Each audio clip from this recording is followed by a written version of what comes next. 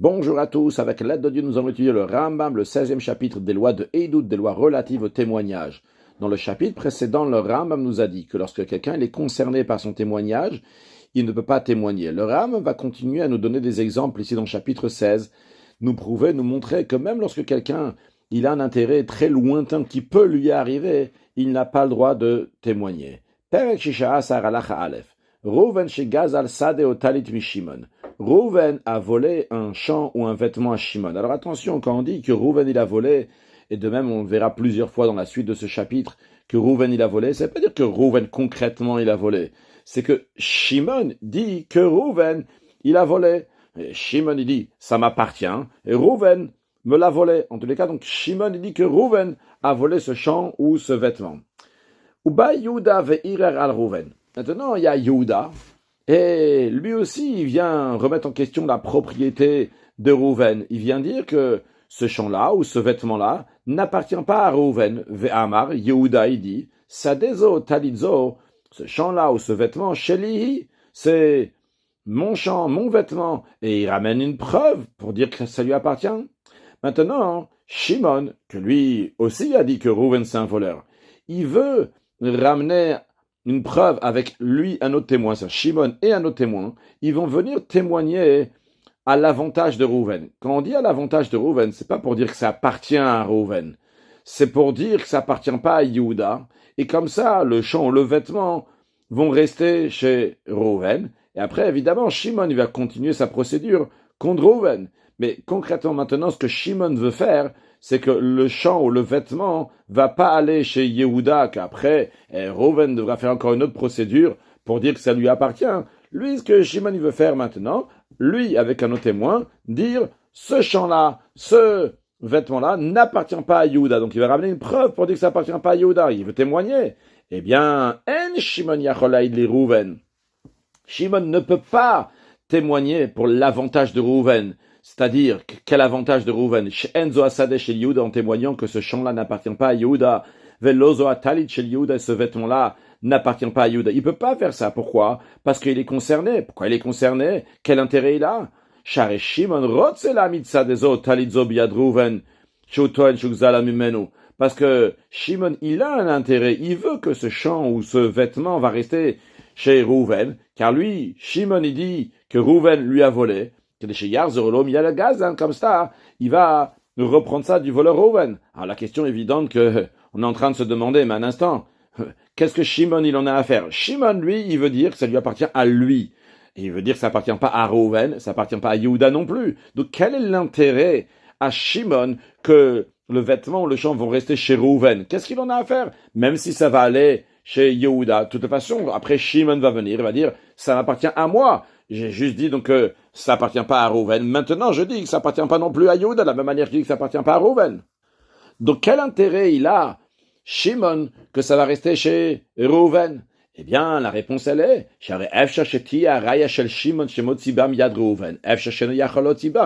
c'est possible que la preuve que Shimon il a, à travers cette preuve-là, il va pouvoir faire sortir le champ ou le vêtement de chez Rouven, mais cette preuve-là qu'il a ne pourra pas faire sortir le champ ou le vêtement de chez Yehuda. Donnons un exemple oralement, donc il n'est pas écrit ici sur le texte du Rambam.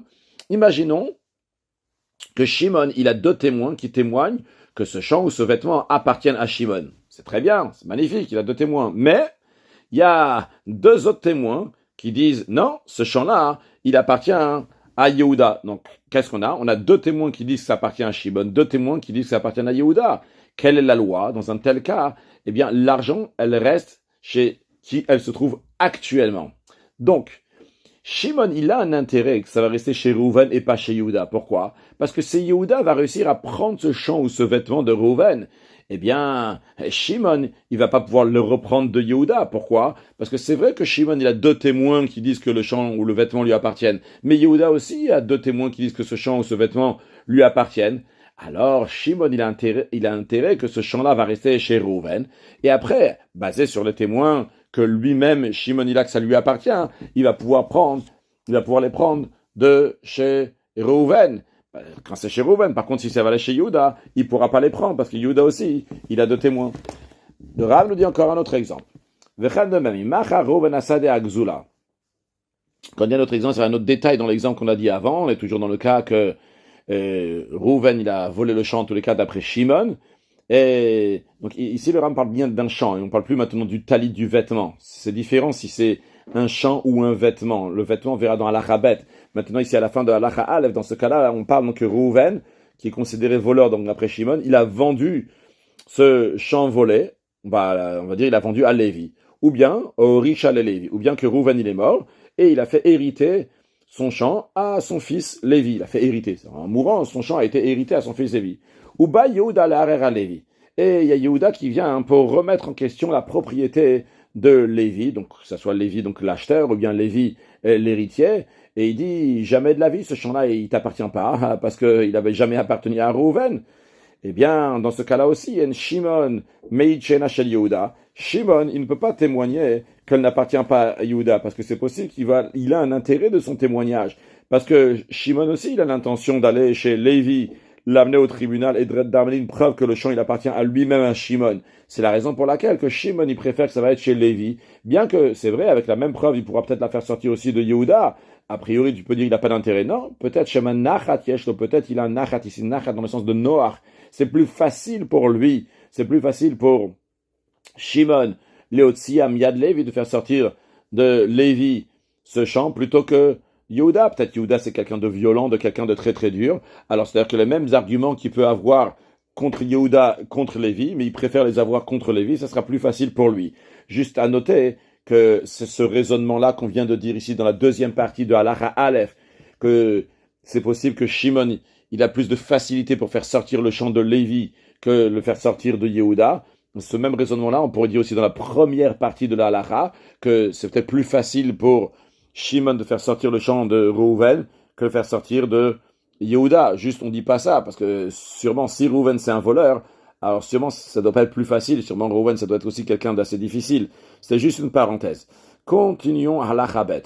Macharatali Tagzula le Lévi. Maintenant, on parle si Reuven, qui considérait le voleur d'après Shimon, il a vendu le talit. On parle plus du champ maintenant.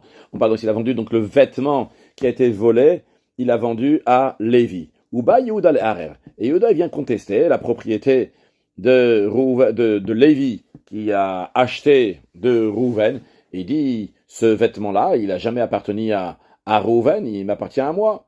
Non, il y a Shimon aussi il veut dire que c'est à lui. Et Shimon, qui veut faire, donc pour l'instant, en première étape, avant de prouver que c'est le sien, il veut témoigner avec un autre témoin que ce vêtement-là, il n'appartient pas à Yehuda. Alors, est-ce que dans ce cas-là, Shimon pourra témoigner ou pas? Alors, le Ram nous dit, il m'aide Reuven. Si Reuven, le vendeur, il est mort, dans ces cas-là, Shimon meida le'ashena chez Yehuda. Shimon peut témoigner que ça appartient pas à Yehuda. Pourquoi? Parce que Shimon va avoir aucun intérêt. Les deux intérêts potentiels qu'il pourrait avoir, c'est un, que le vêtement lui-même revient chez lui. Deuxième intérêt qu'il pourrait avoir, c'est si le vêtement lui-même ne va pas revenir, mais que celui qui lui a volé va lui rembourser.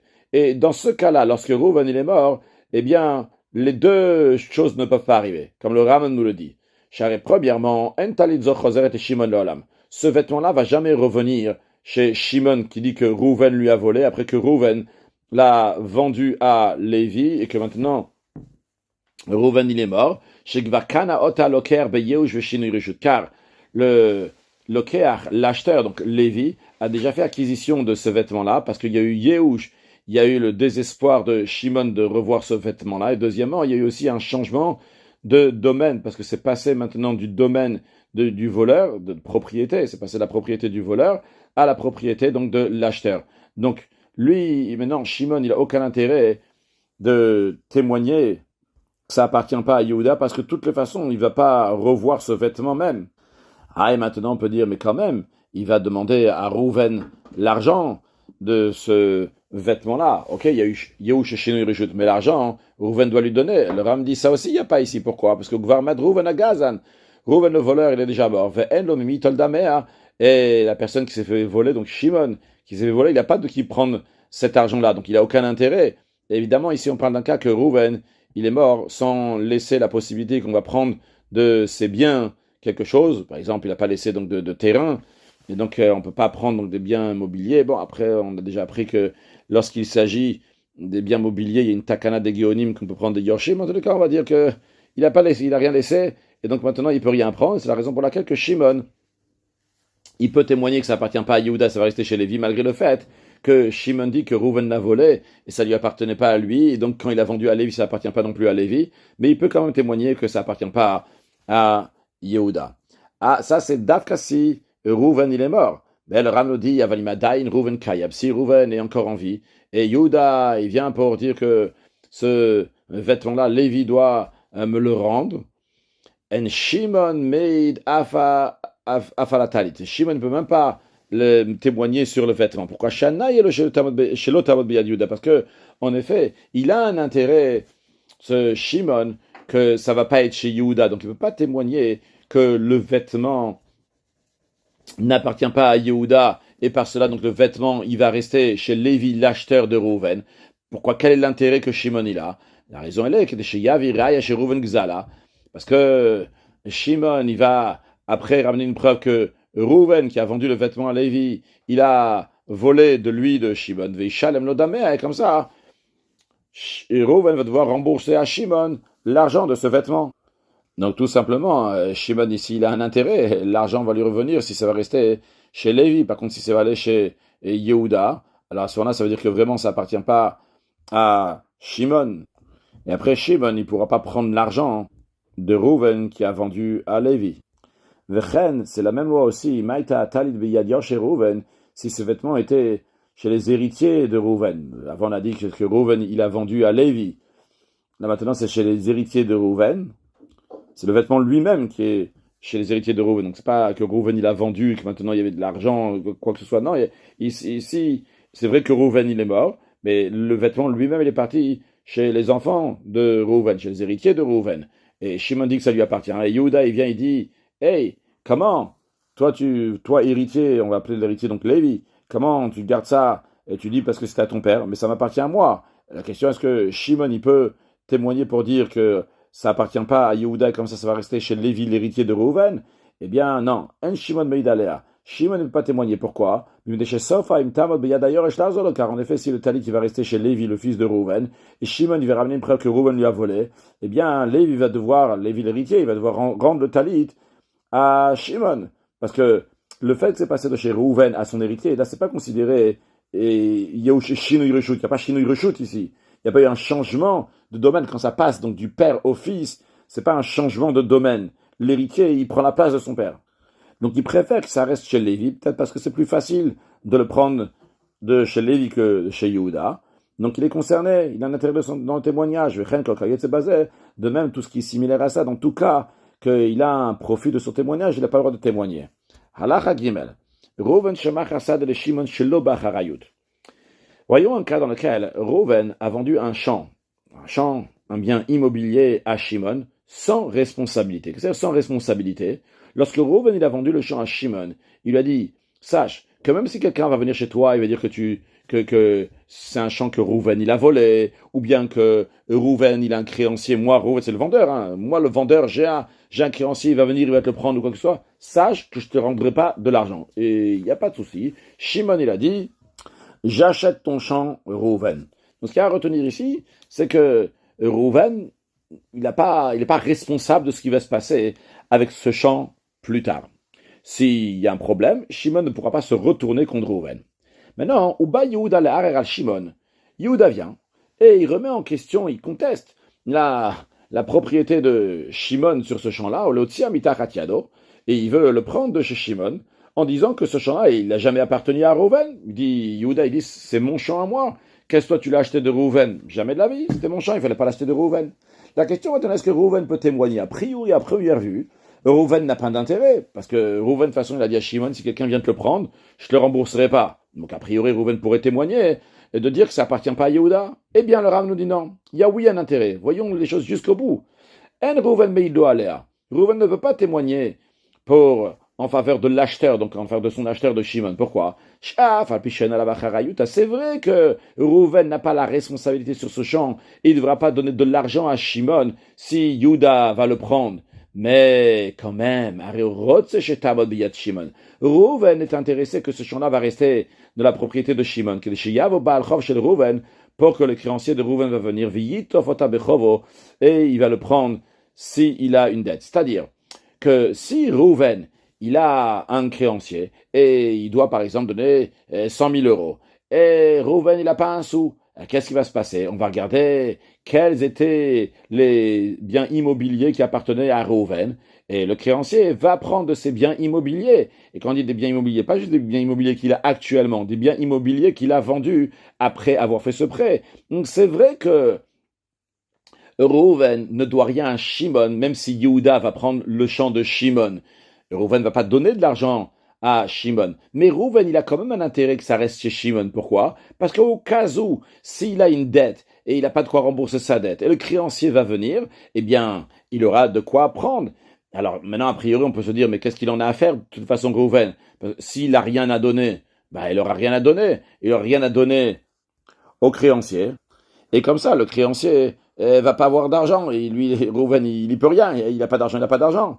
Mais il a quand même un intérêt. Pourquoi? Parce que veloye l'overacha, veloye shalem. Pour pas qu'il soit ce qu'on appelle l'overacha. Donc quelqu'un qui en prend de l'argent, c'est un rachat, veloye shalem, et il ne rembourse pas. Donc c'est vrai que si Yehuda il va prendre le champ de Shimon, de toute façon, Reuven il va pas perdre d'argent. Mais il a un intérêt. C'est quoi l'intérêt qu'il a? C'est pas qu'il va gagner de l'argent dans sa poche. C'est un intérêt juste qui ne sera pas un lover rachat, qui sera un emprunteur qui est rachat. Il est peut-être un rachat parce qu'il a vendu quelque chose qui ne lui appartenait pas à Shimon, mais en tout cas, il ne sera pas un lover rachat. Donc il a un intérêt concrètement. Le fait qu'il a un intérêt, eh bien, il n'a pas le droit de témoigner. Halacha dalet. Reuven shemachar parot al de Shimon. Dans la halacha précédente, on a parlé lorsque Reuven, il a vendu un champ à Shimon. Maintenant, dans la halacha dalet, on est en train de parler lorsque Reuven, il a vendu un bien mobilier, c'est une vache, un vêtement à Shimon. Ou bah Yehuda le harer lo tzimiat Shimon. Et Yehuda qui vient et il remet en question, il conteste la propriété de Shimon qui a acheté de Reuven. Il dit jamais de la vie, Shimon, tu dois me rendre ça parce que ça m'appartient, cette vache-là, ce vêtement, il n'appartient pas à Reuven, il ne pouvait pas te le vendre. Alors la question est, est-ce que Reuven peut témoigner ou pas? Dans la lacha précédente, dans la lacha Gimel, on parlait d'un champ, et dans le champ là-bas, on a dit qu'il a un intérêt, comme ça son créancier va venir prendre de chez Shimon, et il ne sera pas l'overa shavelo shalem. Alors ici, le Ram nous dit qu'il s'agit d'un bien qui est mobilier, pas un bien immobilier comme dans la lacha Gimel, dans la lacha Dalet, c'est un bien qui est mobilier. Là, Reuven, mais il doit aller à Shimon. Reuven peut oui témoigner que ça appartient à Shimon et ça appartient pas à Yehuda. Et en effet, la vache ou le vêtement va rester chez Shimon. Pourquoi? Parce que de toute façon, même si la vache et le vêtement va rester chez Shimon, le créancier de Reuven ne pourra pas prendre des biens mobiliers. Parce que le créancier, lorsqu'il vient, il prend des biens qui sont immobiliers. Parce que les biens immobiliers, les gens sont au courant qu'ils sont hypothéqués pour la dette et c'est à eux de se renseigner avant est-ce qu'il y avait une dette ou pas. En général, c'est quelque chose qui a un col, qui a une rumeur. Les gens sont au courant que ce champ-là, il est hypothéqué pour la dette. Par contre, lorsqu'il s'agit des biens mobiliers, les gens ne sont pas au courant. Donc, vu que les gens ne sont pas au courant, si quelqu'un qui a une dette, il a vendu un bien mobilier, après le créancier ne va pas prendre de ce bien. C'est la raison pour laquelle que Reuven n'a pas d'intérêt que cette vache ou ce vêtement va rester chez Shimon. C'est la raison donc pour laquelle donc que vu que Reuven n'a pas d'intérêt, il peut témoigner. Le Ram rajoute va filoya hypothéquer. Même si cette vache-là ou ce vêtement-là a oui clairement été hypothéqué spécialement pour rembourser la dette. Malgré ça, si ça a été vendu à quelqu'un d'autre, eh bien le créancier ne peut pas prendre. Pourquoi? Parce que les gens ne sont pas au courant qu'un bien mobilier a été hypothéqué. Et donc, une fois que ça a été vendu, le bien n'est plus hypothéqué. Donc encore une fois, on parle des biens qui sont mobiliers comme la vache et le vêtement, même s'ils ont été officiellement hypothéqués pour rembourser la dette. Mais si ça a été vendu, eh bien maintenant, c'est plus hypothéqué pour rembourser la dette. C'est la raison pour laquelle que Reuven n'est pas nogué à Badavar, n'est pas concerné, n'a pas d'intérêt de faire ce témoignage-là, que ça n'appartient pas à Yehuda, et donc ça va rester chez son acheteur à Reuven, chez Shimon, cette vache va rester chez lui, ou ce vêtement va rester chez lui, parce que de toutes les façons, le créancier de Reuven ne prendra pas de ce bien mobilier pour rembourser, pour prendre donc ce que Reuven lui doit, pour se faire rembourser sa dette. Le Rambam nous rajoute deux fois Bamed Varim Amorim. Dans quel cas ça s'applique? Il y a deux petites précisions pour nous préciser que uniquement dans ces cas-là, Reuven pourra témoigner. Bamed, Varim Amorim, dans quel cas ça s'applique que Reuven, le vendeur, peut témoigner que ce vêtement qu'il a vendu, cette vache qu'il a vendue, n'appartiennent pas à Yehuda et donc ça va rester chez Shimon, son acheteur. Mais Shimon mode chez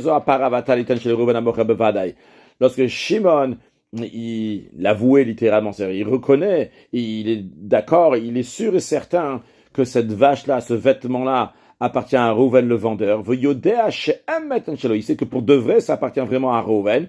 Et il sait que c'est Yehuda et compagnie. Là-bas, eux, donc c'est des menteurs. Donc Shimon l'acheteur, lui-même, il dit que le vrai propriétaire de ça, c'est en effet c'est Reuven. Dans ces cas-là, comme nous allons l'expliquer, que Reuven peut témoigner que ça appartient pas à Yehuda. Avalim lohod à Shimon. Mais si Shimon ne reconnaît pas que ça appartient à Reuven, il dit, je sais pas, moi, maintenant Yehuda, il vient que c'est à lui. Peut-être oui, en effet, c'est à lui. Alors, en Reuven meidla betzrut Yehuda. Dans ce cas-là, Reuven ne peut pas témoigner en faveur de Shimon pour faire perdre donc, le droit de Yehuda d'exiger, de dire que peut-être ça lui appartient. Pourquoi? Parce que là, Reuven, il y a oui un intérêt. Car en effet, si Yehuda va réussir à prouver que ça lui appartient, et donc cette vache, ce vêtement va sortir de chez Shimon, va aller chez Yehuda, Shimon va se retourner contre Reuven et va lui dire, tu dois me rendre l'argent. Shimon va dire à Reuven, tu m'as vendu quelque chose qui t'appartient pas. La preuve, c'est qu'il y a des témoins qui sont venus et ils ont dit que ça appartient à Yehuda, donc rends-moi l'argent. Donc dans ce cas-là, Reuven, il est oui concerné par ce témoignage-là. Donc uniquement si Shimon, lui, reconnaît que ça appartient à Reuven et il sait que Yehuda et compagnie, c'est des menteurs. Donc dans ces cas-là, l'acheteur, Shimon va pas se retourner vers Reuven pour qu'il va lui rembourser, parce qu'il sait très bien qu'en effet, ça appartenait à Reuven. Mais dans le cas où Shimon ne dit pas, je suis sûr et certain que ça appartient à Reuven, il dit, je sais pas, ben, en effet, j'ai acheté chez Reuven, mais peut-être ça appartient à Yehuda. Ah, dans ces cas-là, Reuven ne peut pas témoigner que ça reste chez Shimon, parce qu'il a un intérêt. Encore un deuxième point, le Ram nous dit, Bamed, Varim Amorim, dans quel cas ça s'applique que Reuven peut témoigner pour remettre en question la preuve de Yehuda, que Yehuda dit que ça lui appartient, cette vache ou ce vêtement-là, et quand ça va rester chez Shimon. Quand est-ce qu'il peut faire ça? Chez Yair, Reuven la ben srut Yehuda, Veyam, Edamital, Telmiyat Shimon. C'est uniquement chez Ba, Weidim, Veidu, Shanu, Yodim, Reuven, Zeshelo, Aitalo, Kakamolam. Uniquement s'il y a des témoins qui témoignent que Reuven n'a jamais eu un bien immobilier, Karka, littéralement, donc un terrain. Ava, Limloba, Weidim, Bekar. Il n'y a pas de témoins qui témoignent qu'il n'a jamais eu un bien immobilier. Afala, Paravatali, Tenomei. Il peut même pas témoigner, même sur la vache et le vêtement, c'est-à-dire pas seulement sur le champ qu'on a barré dans la Hagdim, elle ne peut pas témoigner, mais même sur la vache et le vêtement, bien que c'est des biens qui sont mobiliers, sur ça aussi il ne peut pas témoigner. Velama enomi dalem. Pourquoi il ne peut pas témoigner? Parce qu'il a eu un terrain, il ne peut pas témoigner sur la vache et le vêtement. Eh bien, le Rav nous dit, Shema yikna tanabal choval gav kaka, parce que c'est possible que Reuven, il a engagé à son créancier, la vache, le vêtement, etc. Comment? Agav kaka, agav, en même temps qu'un terrain. Et de telle manière, en effet, on peut faire que les biens mobiliers vont aussi être engagés pour payer la dette. Car en effet, on a dit tout à l'heure oralement qu'on a expliqué que lorsqu'ils vendent un champ, à ce moment-là, il y a un col, et les gens, ils sont au courant, de manière plus précise, parce qu'il a vendu le champ, que le champ, il est hypothéqué pour rembourser la dette, donc les gens, ils sont courants, et pas sur les biens mobiliers. Donc sur les biens immobiliers, les gens, ils sont courants, pas sur les biens mobiliers. Mais lorsqu'il vend, mais il engage les biens mobiliers avec les biens immobiliers. À ce moment-là, les biens mobiliers on est aussi au courant comme les biens immobiliers. Et maintenant, on ne parle pas d'un cas comme ça, on parle de Katavlo. Il lui a écrit, il lui a dit des ikne c'est à l'avenir. Il a dit, voilà, ce champ-là, il est engagé. Donc encore une fois, on ne parle pas qu'il a vendu le champ, il a engagé son champ pour payer la dette. Et il a dit en même temps tous les mitalten. Il n'a pas dit les mitalten que j'ai maintenant, les biens immobiliers que j'ai maintenant. Il dit même les biens immobiliers que je vais acheter à l'avenir. Tout ça, c'est engagé pour payer sa dette. Donc tout ce que Reuven il achète au fur et à mesure, c'est engagé pour payer sa dette. Donc dans un tel cas, même pour une vache, même pour un vêtement, si le créancier de Reuven va venir, il va prendre de Shimon même cette vache, même ce vêtement. Le fait, c'est la raison pour laquelle le Yaïd Alel, c'est la raison pour laquelle Reuven ne peut pas témoigner que ça appartient pas à Yehuda. C'est la Midan Biad Shimon, parce qu'il a oui un intérêt que ça va rester chez Shimon, qu'au cas où il va devoir de l'argent à ce créancier-là, eh bien, il va pouvoir le prendre. Comme ça, il va pas être l'overa chavelo ishalem, il va rembourser sa dette. Donc, il a un intérêt. C'est un intérêt qui peut arriver assez lointain, mais ce que Ram veut dire que toutes sortes d'intérêts qu'il peut y avoir, eh bien, les juges doivent prendre ça en compte. De même, tout ce qui ressemble à ça. Le Ram nous dit que ces choses-là, ça dépend de discernement du juge et de la force de sa compréhension. Qui va bien comprendre la base des lois, il va savoir comment une chose peut entraîner à une autre chose, etc., que finalement, il va avoir un intérêt. Donc, il doit prendre tout ça en compte. Le juge doit approfondir pour voir que si le témoin qui témoigne, il a de quoi profiter dans ce témoignage-là, même si c'est de manière très lointaine et incroyable, eh bien, il ne peut pas faire témoigner ce témoin-là. De la même manière, le Ram rajoute qu'il ne peut pas témoigner dans ces cas-là parce qu'il est concerné, il a un intérêt, car de même aussi, il ne peut pas juger ce cas.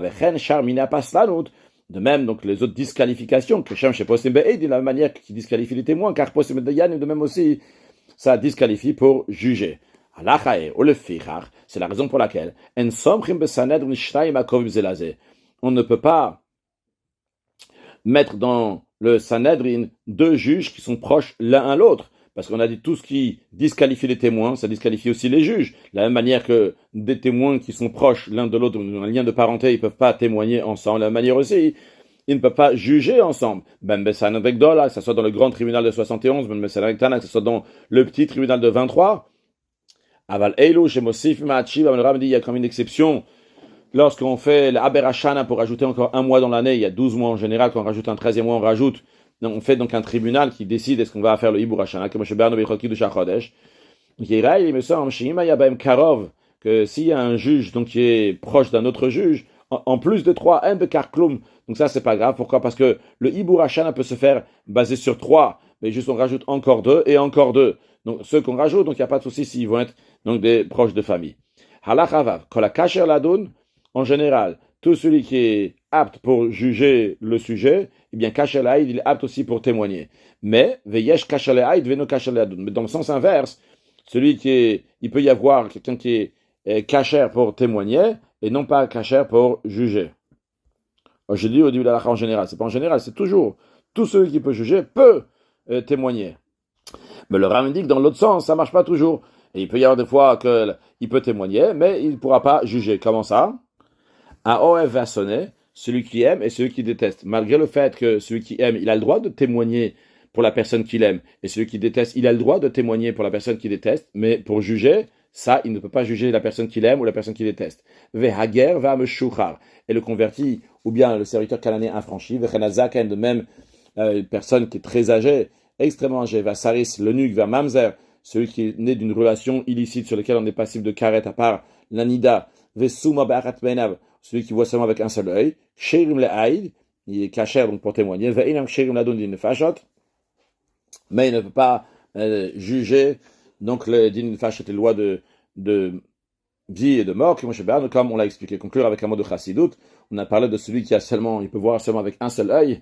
Alors c'est expliqué que il y a deux yeux, à chaque œil il faut regarder quelque chose. Avec l'œil droit, il faut regarder les autres et regarder avec Aïn Tov, avoir un bon œil avec largesse. Par contre, avec l'œil gauche, ça, on regarde les choses de soi-même et bien faire attention, la gvoura pour nous-mêmes, le chesed, la bonté pour les autres. Mashiach, na, ou une excellente journée.